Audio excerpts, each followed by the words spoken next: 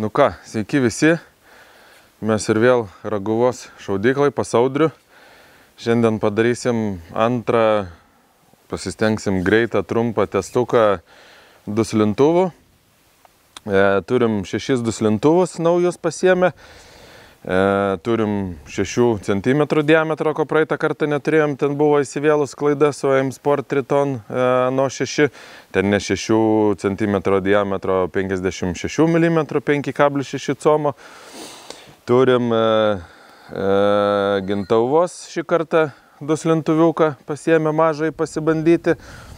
Turim Asia Ultra Radiant 300 XTI naujieną. Tai yra aliuminis su viduj sriegiu titaniniu ir ugnies slopintuvu titaniniu, tai išlengvina, sakykim, konstrukciją.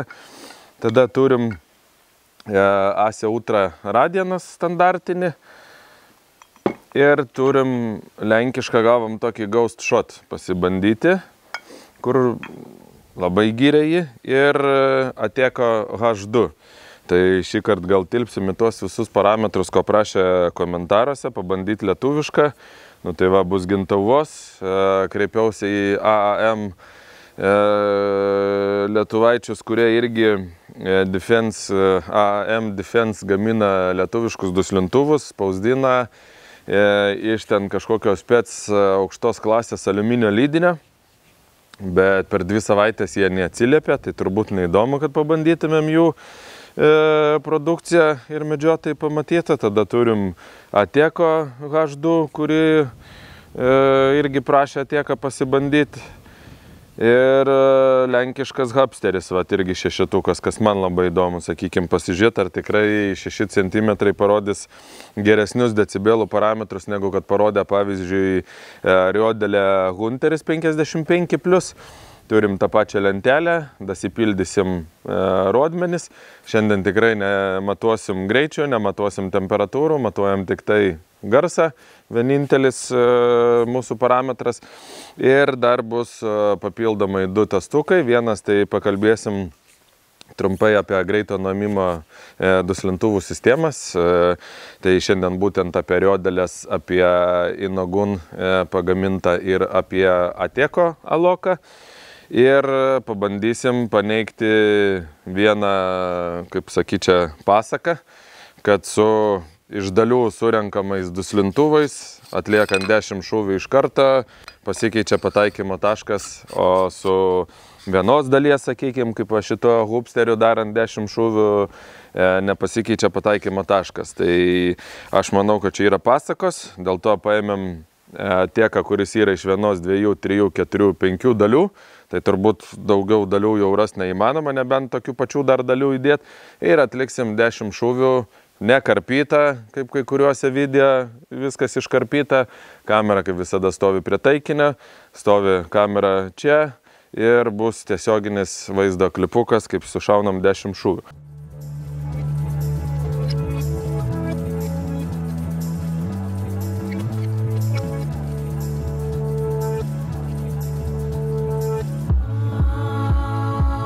Taigi pradedam nuo lenkiško dabar, Ghost Shot duslintuviuko.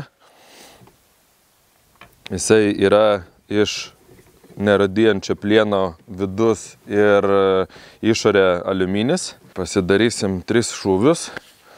Nežinau jo kainos dar, nes čia kaip ir naujas gaminys. Tai apie jį žinau tik tai, kad vamzdžio prailgėjimas yra 150 mm, svoris pasvėriau 440 gramų. Taigi darom pirmuosius šūvius ir fiksuojam rezultatus. Kameras mums numušti nereikėtų.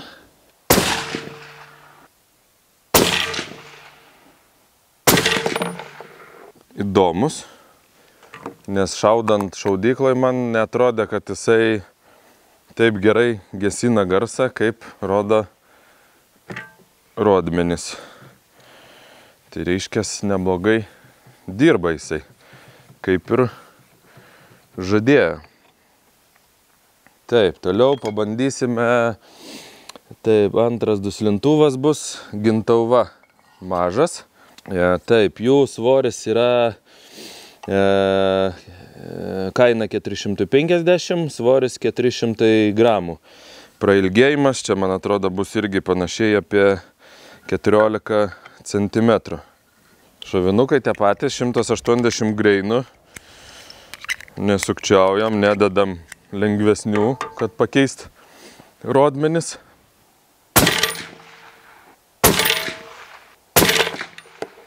Šiaip iš karto žiūrint, kyla įtarimas, ar oro sąlygos skirtingos ar kažkas, nes labai parametrai stipriai geresni, bet pasižiūrėsim, ką rodys toliau. Ir dar pažiūrėsim ant 3 artinimo, kaip matosi. Jo, duslintuvas truputėlį matosi, normalu. Dedamės kitą duslintuvą. Dabar bus Ase Ultra Radian plonesnis. Išsikiša šitas nepilnus 11 cm, labai kompaktiškas duslintuviukas. Darbinis atstumas yra tik tai tiek, o čia jau atatrankai ir resursui.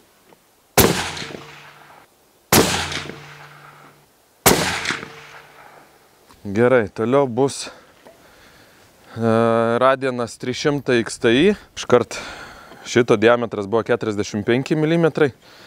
Čia jau bus 50 mm ir ilgesnis, kaip matom, darbinė 15 cm.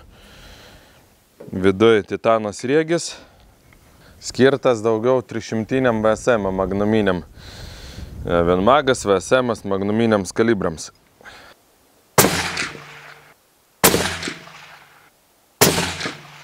Sunku pasakyti, aišku, geriau būtų turėti viską vienu kartu. Testuotinas dabar, kaip matom, ar aparatas kitaip matuoja perkalibruotas, ar oro sąlygos turi įtakos. Bet rodo visi duslintuvai stipriai geresnius parametrus. Gerai, toliau lenkiškas šešetukas Hapsteris. Iš esmės pagal pjūvį labai panašus kaip Hauskenas ir kaip Riodelė. Vidus jų lyg ir identiškas. Irgi turi paviniotą neradijančią plieno tinkliuką viduje. Pasibandysim ir su šituo. Atekui turime su alo greitą sistemą, todėl turėsim padaryti pertrauką, bet man kilo mintis, kadangi aš savo pasilikau Stalūno XS duslintuvą, tai mes pabandysim jį užsidėti ir sušaut 2 šūvius su Stalūno XS 149 ir palyginsim parametrus, kadangi mes juos turim čia lentelį. Tai pažiūrėsim, ant kiek jie skiriasi dabar, kad bent jau suprast, kodėl čia tokie parametrai skirtingi. 103,8, o turėjom 113,9. 103,8. Tai per 10 decibelų kažkodėl garsas skiriasi.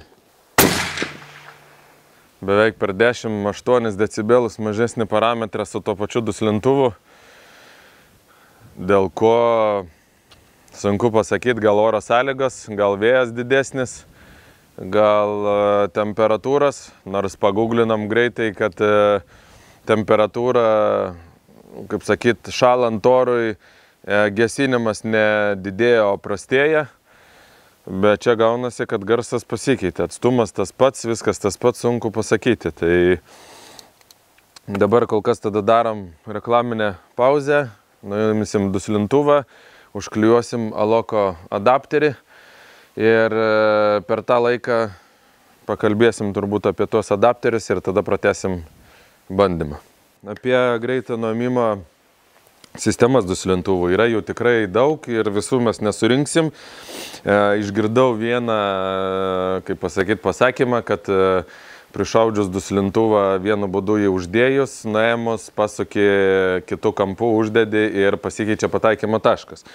Tai šiam momentui norėčiau tada parodyti kelis variantus. Tai yra riodelės greito nuėmimo, sakykime, sistema. Tai jinai yra ne su pasukimu ten 60 ar 5 laipsnių kampu, o trigubai mažesnių kiekio apsisukimų, sakykime, jeigu taip reikia uždėti ir duslintuvą, suki, ten 30 sekundžių, tai čia apsuki kelis kartus ir jisai užsifiksuoja. Tai šitą sriegę net neverta bandyti dėl to, kad jis visada užsisuks ant tos pačios vietos. Toliau pabandymui irgi įsigijau Inogun firmos, kuri gamina laikiklius Inomount, ir jie sugalvojo irgi padaryti greito nuėmimo adapterius, kuriuos galima pritaikyti bet kokiam ginklui. Tai pagal jūsų pageidavimus galima, sakykime, pagal duslintuvo sriegį nuperkam štai tokį adapterį. Čia yra būtent šis variantas M18-1 ir ant vamzdžio M14-1. Tai atvažiavus irgi adapteriukui, aš matau, kad šitas variantas irgi gali būti pastatytas tik tai vienu būdu.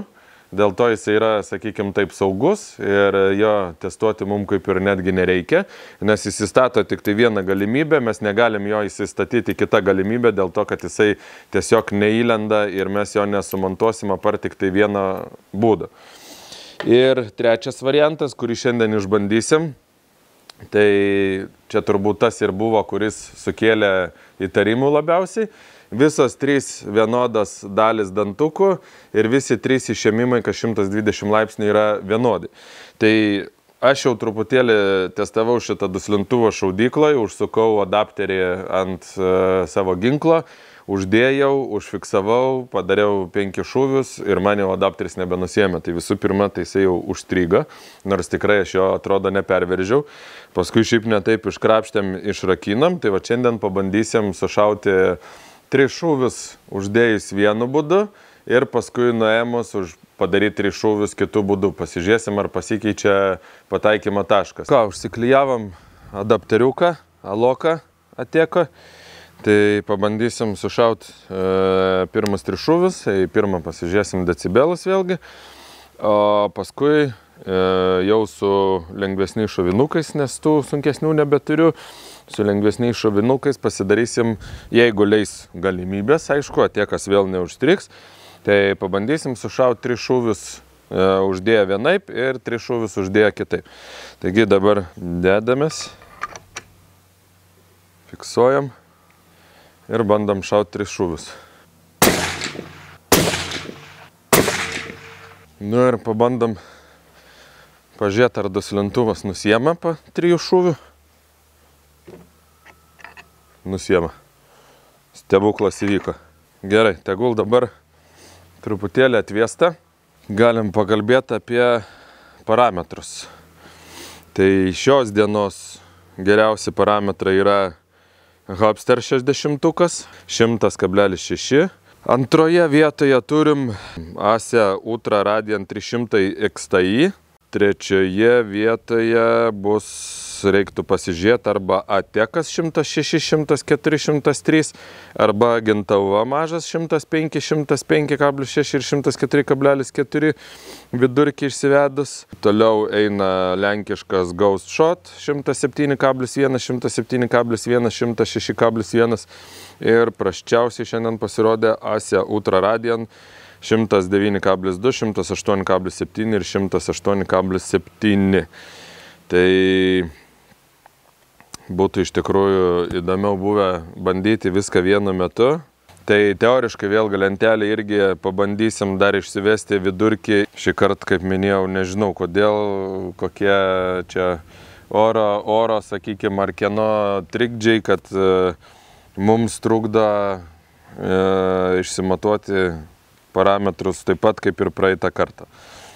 Tai va, nu dabar einam bandyti šauti 2 grupės po 3 šūvius su to duslintuvu ir pakeisdami jo fiksacijos poziciją. Garsą jau nebematuosim, nors įdomumo dėliai galima dar ir pamatuoti, kadangi šausim su šovinukais, kurie yra 165 greinų vietoj 180 greinų.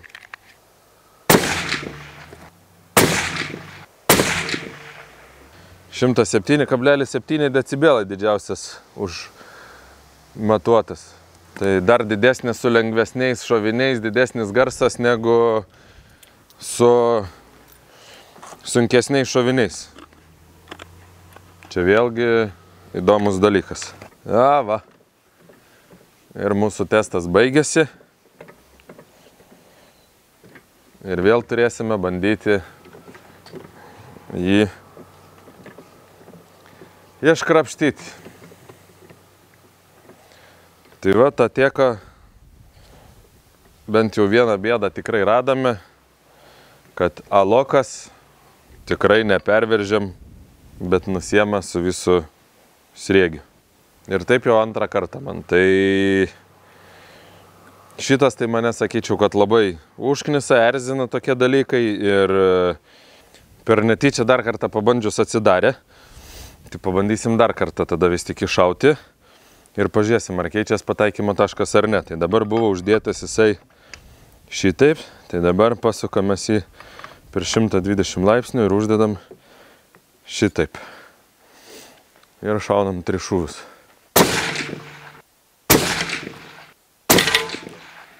Trečią šūvį arba nematau, arba 2 įskylė. Šiaip labai krypties nepakeitė, bet bent jau su šitais šoviniais net nėra normalios grupės, sakykim taip, kur galėtų būti. Realiai pasisukimo labai nėra, viskas labai panašiai. Tai sakykim taip, kad turbūt nelabai ir keičiasi tas pataikymo taškas. Dabar tada pavesinsim ir pabandysim sušaut 10 šūvių grupę. Nors jau matau, kad su šitais dabartiniais šoviniais apskritai nėra, sakykim, tokio, nėra pataikymo tokio gero. Nu ką, bandam daryti 10 šūvių. Žiūrėsim, kokia dydžio ta grupė bus. Matysi tenai, kad iš esmės labai geros grupės apskritai nerenka šitas duslintuvas būtent su šitais greitais šoviniais, bet pabandysim surinkti kažką ir pasižiūrėti, ar tikrai kelių dalių duslintuvai pradeda mėtyti nuo ten 4 ar 5 šūvio. Lapas didelis, naujas taikinys.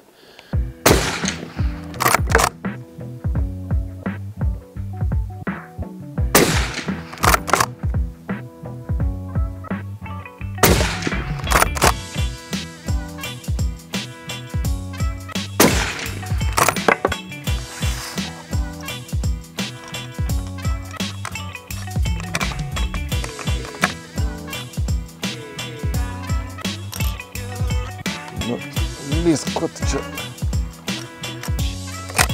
5.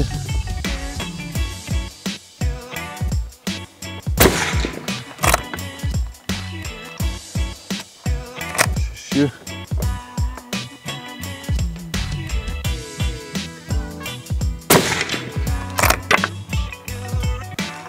7.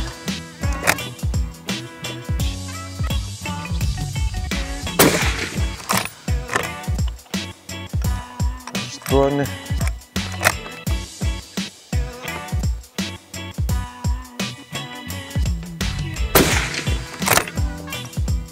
9.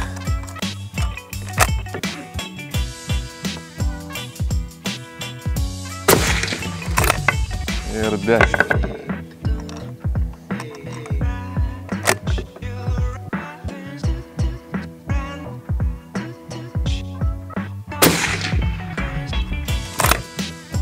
Tai galiu pasakyti, kad apart to, kad pirmas šūvis stipriai nuėjęs į kairę yra ir berods antras šūvis yra aukščiau, kita grupė yra va tokiam va apskritime, taigi totalus yra pezalai, kad iš kelių dalių duslintuvai sudėti yra netokie taiklus ir pameta šūvio tašką.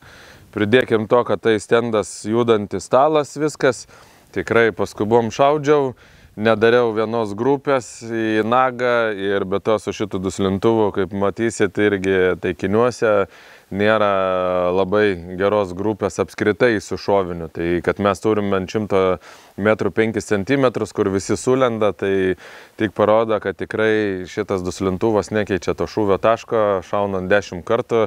Ir žiūrėkite, ką rodo per reklamas, taip pat žiūrėkite, kaip reklamuoja, dėl ko reklamuoja, ar tai nėra mokama reklama, dėl to, kad galim kartais ir įdėti tiesiog užtaisą lengvesnį su mažiau parako ir atlikti šūvį ir parodyti, kad tas duslintuvas gesina daugiau negu kad ten, sakykime, kiti. Nes nerealu, kai šauna nuo šieno kupėta su 3006, o garsas eina kaip 223 ten ar 22 LR. Taigi, siekite naujienas, prenumeruokit būtinai mūsų kanalą, tikrai dar bus laidų, kažkokių testų, palyginimų su duslintuvais šiam kartui turbūt užteks, tikrai pakankamai informacijos, kad pasirinkti. Dar gal trumpai pasikartosiu, kad norit maksimalaus darbo, 15 cm priekis turi išsikišti, čia standartiniam 300 kalibram, sakykime, magnuminis kalibras, rinkite storesnius truputėlį, 55, 60 mm diametro duslintuvus, mažesniem kalibram, 6,5 Creedmore'as, 223, užtenka pilnai ir 10 cm priekį išsikišimo ir 45-50 mm diametro. Taigi šiam kartui tiek ir iki greitų. Iki.